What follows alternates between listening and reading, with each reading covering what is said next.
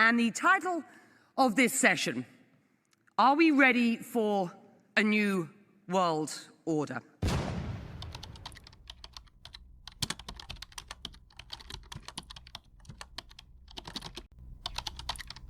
We do not yet know the full extent and the systemic and structural changes which will happen. However, we do know that global energy systems, food systems and supply chains will be deeply affected.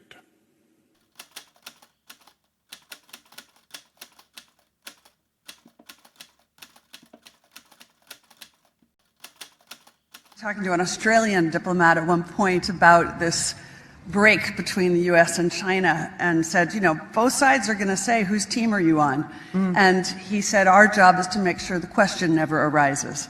But the question has arisen. And so I think we have to go deeper. And it's not about the US versus China. It's about what underpins a world order is always the financial system. I was very privileged. My father was an advisor to Nixon when they came off the gold standard in '71, and so I was brought up with a kind of inside view of how very important the financial structure is to absolutely everything else. And what we're seeing in the world today, I think, is we are on the brink of a dramatic change where we are about to, and I'll say this boldly, we're about to abandon the traditional system of money and accounting and introduce a new one. And the new one, the new accounting, is what we call blockchain. It means digital. It means having a almost perfect record of every single transaction that happens in the economy, which will give us far greater clarity over what's going on. It also raises huge dangers in terms of the balance of power between states and citizens. In my opinion, we're going to need a digital constitution of human rights if we're going to have digital money.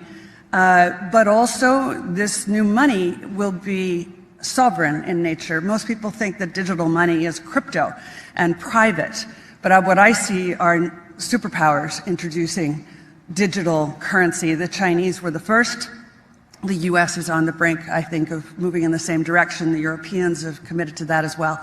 And the question is, will that new system of digital money and digital accounting accommodate the competing needs of the citizens of all these locations so that every human being has a chance to have a better life? Because that's the only measure of whether a world order really serves.